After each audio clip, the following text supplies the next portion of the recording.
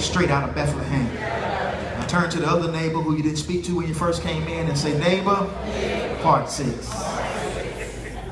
My brothers and my sisters, it is my prayer that you've been blessed by this sermon series, Unsung, as we looked at the life of David.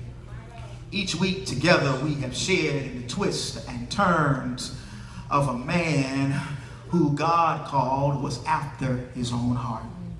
We've seen in the life of this classic man that he committed lots of sins. And one of the reasons that I love the Bible so much is that it shows us that biblical characters have faults, failures, and do foolish things just like all of us.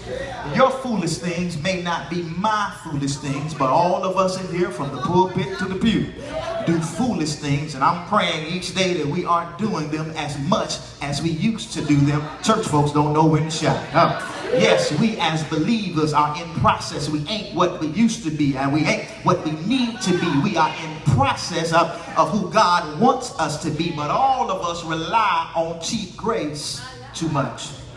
All of us take God for granted, and all of us are way too comfortable with where we are right now. I know you might not want to admit it, but I will this morning, because I ain't scared to say that I haven't paid attention to God as much as I should. I haven't stayed in God's face like I should. I've given God less and less of me instead of more and more.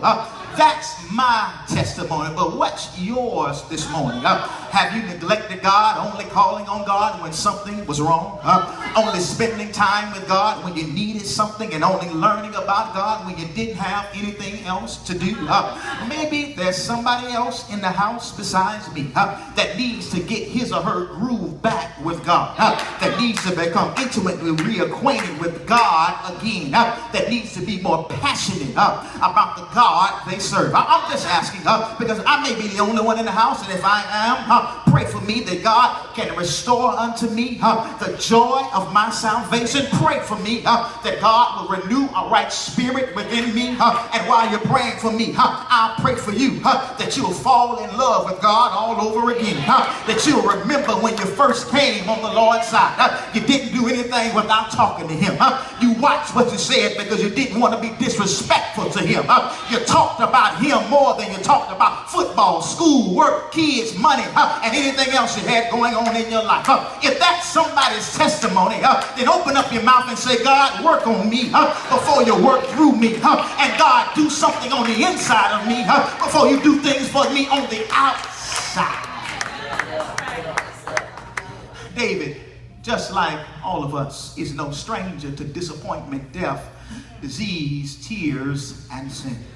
David, just like all of us, has experienced so many blessings, so many joys, while at the same time he's experienced rejection, alienation, betrayal, ruin, and rebellion. And I need someone to post this because believers are involved in car accidents. Believers get cancer. Believers get laid off. Believers get divorced. And believers have loved ones die. I just need to remind someone this morning that believers aren't exempt from suffering, because David is not an infomercial, because David is not an infomercial for a trouble-free life. It's because of all the hell that we go through that we must look closely at the life of David, because it's through his life that we can learn some lessons that God's been trying to teach us, and we ain't been listening. And I just need someone to know that the difficulties that come in our lives aren't arbitrary intrusions.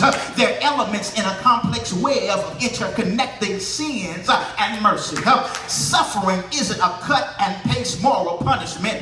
We live in a world of sin, and sometimes ours and sometimes others, and therefore we have a world of suffering. Just because you are on the Lord's side doesn't mean that it's a get out of suffering card, that you will be spared from pain in your life. David's life shows us that just because you are anointed doesn't mean that you ain't got to go through some stuff. May I take the time to remind you that that David spent years in the wilderness running for his life. His family was the epitome of our favorite TV shows, haves and have-nots. Empire, power, scandal, and how to get away with murder. Because of their dysfunction. Drake must have been reading his Bible thinking about David when I said I got enemies. I got a lot of enemies. Got a lot of people trying to drain me of my energy.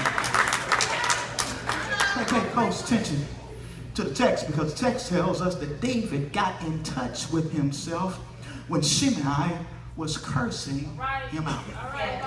As David was leaving Jerusalem, fleeing for his life again because of the coup of his son Absalom, Shimei walked along a ridge above the road that David was taking, throwing rocks and yelling curses.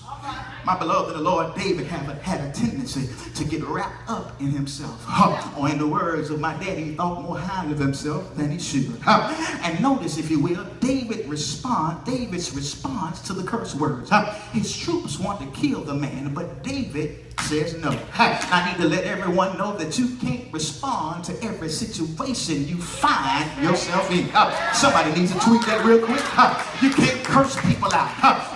You can't curse people back out that are cursing you out. I know some of you all are saying, H-E-double hockey sticks, no, but what if God was using those people to get to you? I want to say that one more time. What if God was using those very same people to get to you, to help you see stuff about yourself that you really didn't want to see? And maybe, just maybe, God is allowing us to go through the things that we are going through right now, so God can force us to see some things about ourselves that we didn't want to see, avoid looking at, were scared to notice, or just completely ignored. I want to help somebody this morning, because since we believe that nothing had not been filtered through the hands of God, then just maybe God is trying to show us some things about ourselves.